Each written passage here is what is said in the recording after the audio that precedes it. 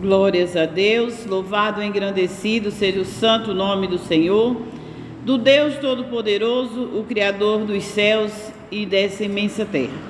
Estou nessa casa de oração chamada por Cristo Jesus e eu me encontro no livro aos Filipenses, capítulo 4, o versículo do 10 em diante, que diz assim: Ora, muito me regozijei no Senhor por finalmente viver a vossa lembrança de mim, pois já vos tinhas lembrado, mas não tinhas tido oportunidade. Não digo isto como por necessidade, porque já aprendi a contentar-me com o que tenho. Isso era o apóstolo Paulo, escrevendo essa carta aos Filipenses, os crentes de Filipe. Então, ele dizendo que já estava tão no jeito que já tinha entendido e estava já vivendo seus costumes sem avareza.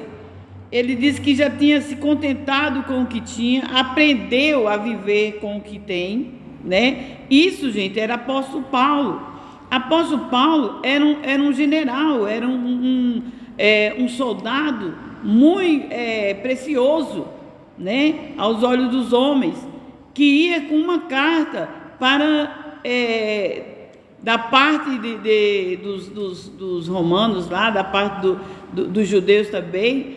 Ele ia com uma carta para matar todos os cristãos da época.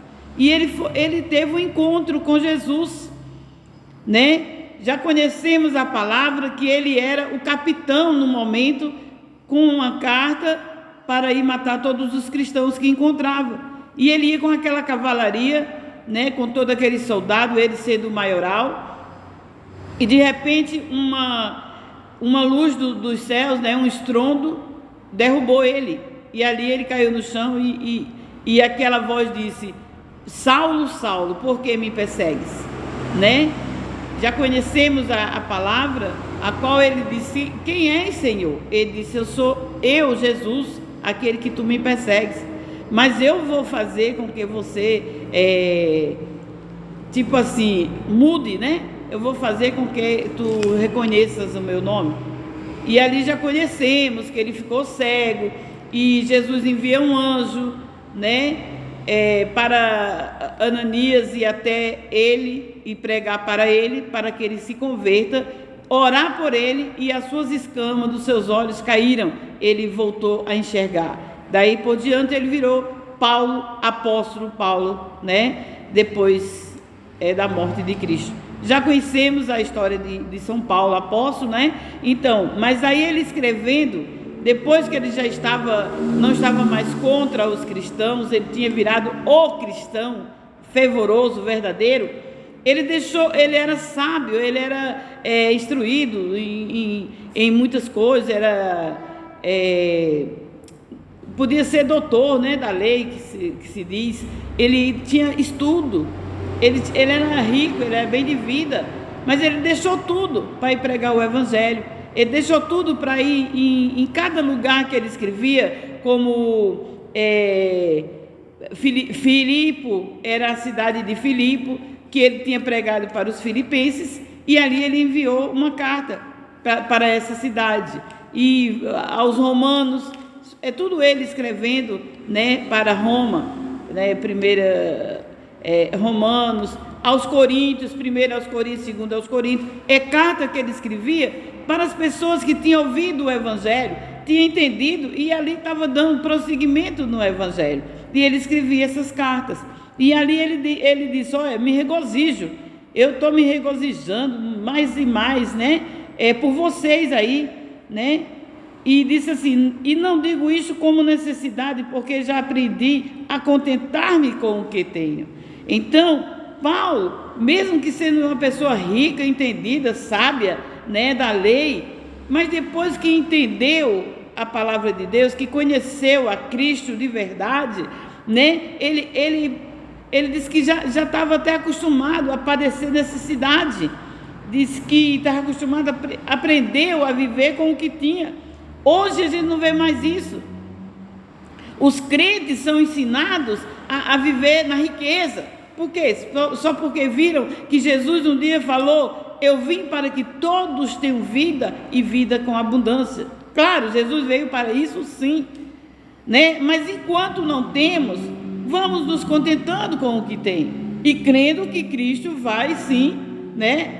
Deus o Pai, através de Cristo, não por nós, mas por Cristo, vai sim nos abençoar e vai sim dar a bênção a qual Cristo veio nos trazer, que foi a primeira, é a salvação da nossa alma. E segundo, ele disse, vida abundante, né? Então, muitas pessoas estão presas nesse versículo de vida abundante, né? E com isso estão se corrompendo, né? Muitos ministérios estão pregando só vida abundante. Claro que eu não vou pregar miséria, não, mas temos que ver que Paulo, o apóstolo Paulo, ele disse: olha, eu já me contento com o que tenho, né? Eu sei estar abatido e sei também ter abundância. Em toda maneira, em todas as coisas estou instruído, tanto a ter fartura como a ter fome, tanto a ter abundância como a padecer necessidade. Por que ele quis dizer? Ele quis dizer que ele tinha se convertido de verdade, ele tinha entendido de verdade qual é o projeto da salvação, qual é a promessa da salvação, qual é o que Cristo veio fazer. Ele disse: olha, para mim se morrer é ganho, se viver é lucro, mas se morrer é ganho. Para ele tanto fazia, porque ele cria na promessa a qual Cristo veio nos fazer, de sermos salvos. Ele disse que para ele tanto fazia, porque ele não viveu mais. Ele disse: eu não vivo mais eu, mas Cristo vive em mim. Então, que todos os cristãos possam ter esse pensamento de Paulo. Aí, muitos aí, quando a gente prega, muitos avarentos dizem: não, mas Jesus veio para que todos tenham vida. Sim, todos têm a vida. Mas será que só existe rico no mundo? Não, nem 10% no mundo inteiro não é rico, né? Jesus veio pregar a cura, a libertação e pregar o evangelho para os pobres, né? Veio pregar o evangelho para os pobres. Por quê? Porque o evangelho é poder de Deus. Com o poder de Deus tudo podemos. Com o poder de Deus repreendemos o mal e o mal sai, né? Paralisamos toda a obra de Satanás com o poder de Deus, com a fé. Ele nos deu uma tão grande riqueza, que é o saber e conhecer de Deus. Então ele disse: posso todas as coisas naquele que me fortalece. Então a gente vê pessoas por aí que não tem nada a ver, aí fica dizendo: posso todas as coisas naquele que me fortalece. Mas quem te fortalece? Quem é que nos fortalece? É Cristo? Porque se podemos todas as coisas nele, amém, glória a Deus e aleluia. Mas quem é que está nos fortalecendo? Estamos andando em vida errada, fazendo coisa errada e dizendo que Cristo está fortalecendo, né? Então isso é uma coisa que nós temos que meditar. E Paulo também disse assim: irmãos, quanto a mim, não julgo que haja alcançado, mas uma coisa é que, esquecendo-me das coisas que para trás ficam, e avançando as que estão diante de mim, e prossigo para o alvo, pelo prêmio da soberana vocação de Deus em Cristo. Então ele diz: olha, eu deixo as coisas que para trás ficam, né? As coisas ruins, acontecimentos malignos que aconteceu, coisa ruim, deixando as coisas que para trás ficam, mas vamos prosseguir para o alvo que produz a salvação, prosseguir para o alvo em Cristo, né? Vamos dar uma passada, como eu sempre digo, aqui no presente. O presente está ruim, a gente dá uma passadinha no presente, esquece as coisas ruins, trazei na memória só aquilo que te traz esperança e vai em frente. E crendo que verdadeiramente vai ser melhor. Se não for melhor aqui na terra, será melhor no céu, assim na terra como nos céus, como disse Jesus, né? Aí ele diz: mas o que para mim era ganho, reputei perda por Cristo. Na verdade, tenho também por perda todas as coisas, pela excelência do conhecimento de Cristo. Olha, um homem sábio, ele diz que perdeu todas as coisas do mundo né? Por Cristo, pela excelência de Cristo, conhecimento de Cristo, o meu Senhor, pelo qual sofri perda de todas essas coisas e as considero como esterco, para que possa ganhar a Cristo. Ele deixou as coisas do mundo para trás como que fosse esterco, porque ele queria ganhar Cristo, ele queria ganhar a confiança de Cristo, queria ganhar a salvação em Cristo. Claro que a salvação é pela fé, mas nós temos que pegar, como Jesus disse, muitos fazem proeza para entrar no reino dos céus, né? Mas ele diz também assim, que nós temos que ser mais mais do que os fariseus, né? Se a nossa justiça não exceder a dos fariseus, de modo algum nós entraremos no reino do céu, né? Glória a Deus. E aí eu também tenho uns pensamentos aqui que diz, você nunca pode dizer, nada dá certo para mim, eu nasci foi para sofrer, Deus não me ouve, Deus não se lembra de mim, Deus não existe. Nunca diga essas palavras, né? Isso aí é um pensamento maravilhoso que temos verdadeiramente, que está conosco sempre, né? Posso todas as coisas naquele que me fortalece. Se Cristo nos fortalece, nós podemos tudo em Cristo, né? E nunca dizer, nada dá certo para mim, né? Eu nasci foi para sofrer. Nunca diga essas palavras, né? Deus não me ouve, Deus nos ouve sim, né? Fiquemos debaixo da mão potente do Senhor, porque Ele nos ouve sim. Louvado e engrandecido seja o santo nome do Senhor. Como diz aqui em Josué 1, glória a Deus. Glórias a Deus. Louvado e engrandecido seja o santo nome do Senhor. No livro de Josué, o capítulo 1, que nos diz assim,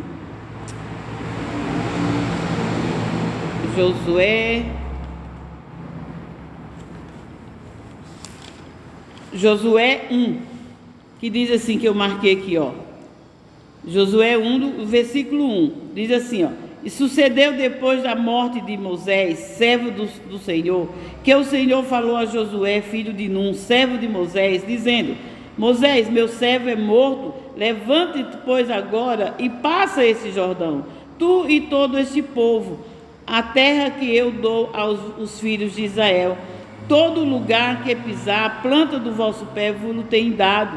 Mas eu disse, como eu disse a Moisés, desde o deserto e desde este Líbano, até o grande rio, o rio Eufrate, toda a terra dos heteus, até o grande mar, para o poente, para o sol e para o termo. Nenhum se sustentará diante de ti todos os dias da tua vida. Como fui com Moisés, assim serei contigo. Não te deixarei, nem te desampararei.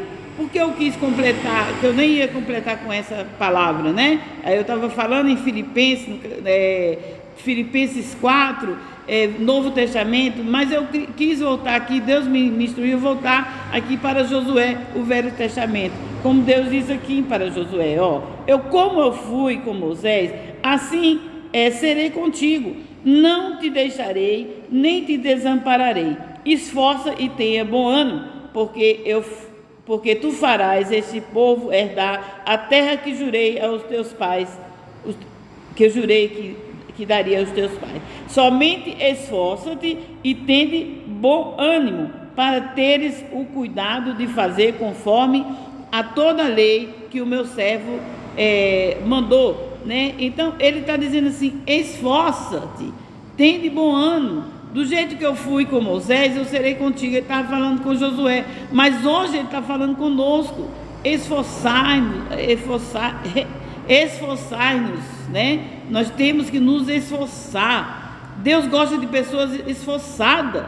Ter bom ânimo, ter alegria, ser animado, fazer as coisas com amor, fazer as coisas com carinho, com muito ânimo, né? Passando aqui no presente, deixando as coisas ruins para trás, vivendo e procurando o alvo que produz a salvação da alma, sim, mas salvação do corpo também. Então vamos viver, né, nessa alegria. Por quê? Porque diz a palavra de Deus aqui, ó, dizendo, ó, como fui com Moisés, também serei contigo. Ó, no versículo 8, não se aparte da tua boca o livro dessa lei, antes medite nele de dia e de noite, para que tenhas cuidado de fazer conforme quanto nele está escrito, porque então farás prosperar o teu caminho, então profundamente te conduzirás, e não te mandei eu? Esforça. Ele ainda disse mais uma vez, só nesse pedaço de capítulo aqui, já tem 3 vezes que Deus manda Josué se esforçar.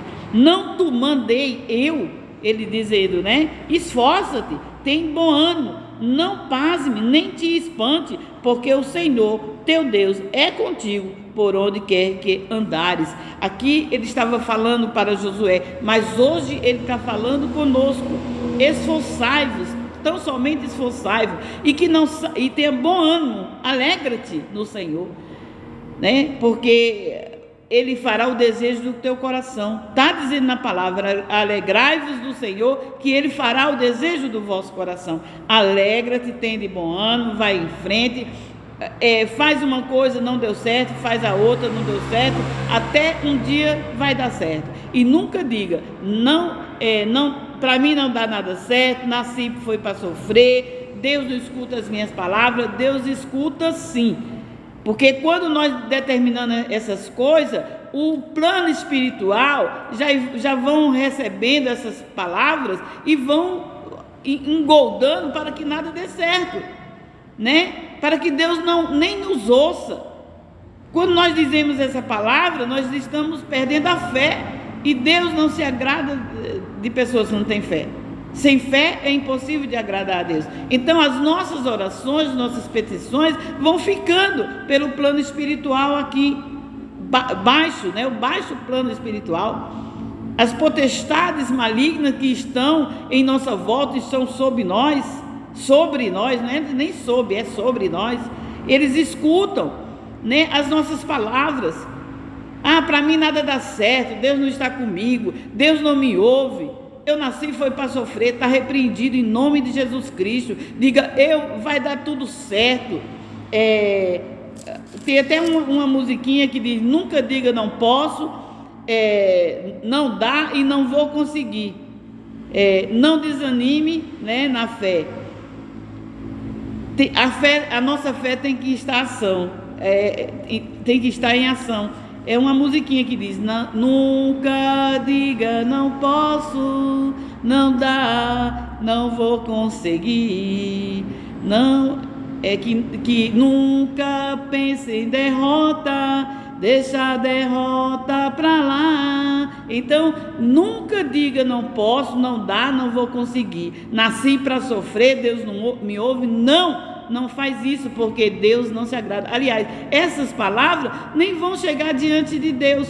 O próprio plano espiritual, baixo plano espiritual, baixo espiritismo, vai fazer tudo essas palavras engoldar a nossa vida. Infelizmente. Ele mesmo vai ocupar de engoldar a nossa vida e não deixarmos passar para frente. Por quê? Para que não venhamos dar glória a Deus. Para que não venhamos dar glória a Deus. Para que não sejamos felizes e termos força. A alegria do Senhor é a nossa força. Sem fé é impossível agradar a Deus. É para que nós não agrademos a Deus, não fazemos Deus feliz, Deus não se alegre conosco. Nós temos que dizer, eu tudo posso naquele que me fortalece. Aí eu volto para Filipenses 4. Como Paulo disse, eu tudo posso naquele que me fortalece. Eu sei viver com abundância, sei viver na fome, em tudo eu sou mais do que vencedor em Cristo Jesus. Então, o crente tem que andar dessa forma. Crente tem que ser crente, irmão. Não tem que ser morno, porque diz a palavra que o crente morno, Deus vomita. Ele diz, antes seja frio ou quente, porque morno ele vomita. Porque o frio ele levanta, ele esquenta, mas o morno ele não gosta, né? Deus não se alegra com o morno. Ele diz, tão somente levanta, esforça e tem de bom ânimo. Faça como Paulo, ainda que tivesse passando necessidade, regozije-se no Senhor, amém? E assim eu me despeço com a paz de Deus, que excede todo o entendimento, amém?